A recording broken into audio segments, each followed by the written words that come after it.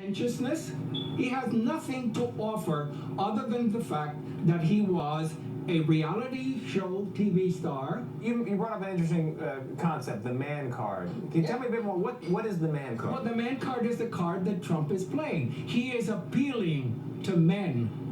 He is appealing, and he has every reason to appeal. You know what? Let me finish. Let me finish. Into that, but I'm one of those men. I'm one of those middle-class men, white males. I'm not talking about you. Well, yeah, but that's what he's talking about. When you're talking about the man card, you're talking about somebody that works.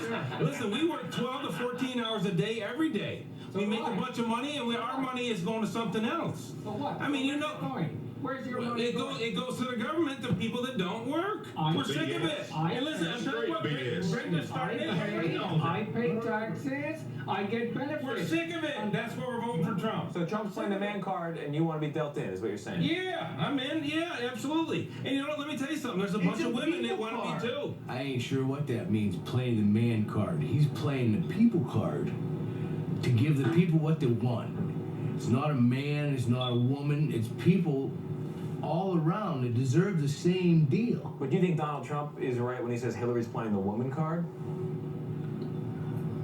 Well, when she says on national TV, vote for a woman because you're a woman, that's a woman card. Hey, Chris, I should correct that last comment that Jeff made. She did not actually say that on national TV. That's his paraphrase of what her messaging. But I think one key takeaway there, at the top, the guy defining what the man card is. He seems to be responding to Donald Trump's sort of tough guy, macho attitude, calling his opponents little this, little that. They're choke artists. They run home to mommy. That is old school masculinity, and for a certain kind of male voter like that one, it just doesn't play. Yeah, Tony, Ephraim's point there, I think, is actually a really good one, that he is very consciously embracing a certain kind of male identity politics. In fact, the other day, he said this thing about we, meaning we, like us men, like we can barely say anything about women anymore. Like, that was the man card. That was like us, dudes, bros, we're terrified to speak to women. Right. And, hold on one second, I want to bring in MSNBC's Casey Hunt to join the conversation.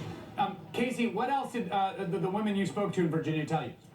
Well, just one note on this conversation you were just having covered Jeb Bush. I think there was definitely a man card played in the throughout this Republican race. But on the subject of the woman card, I think you heard those women voters, Republican women, talking a little bit about this. And this, I will say, was the one subject area where they were all in agreement. Two of the women at that table were Trump supporters.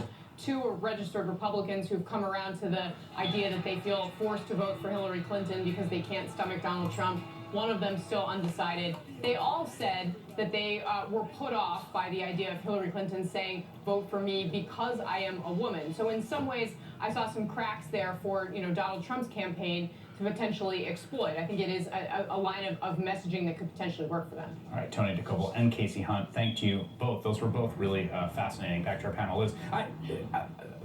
I don't feel, and maybe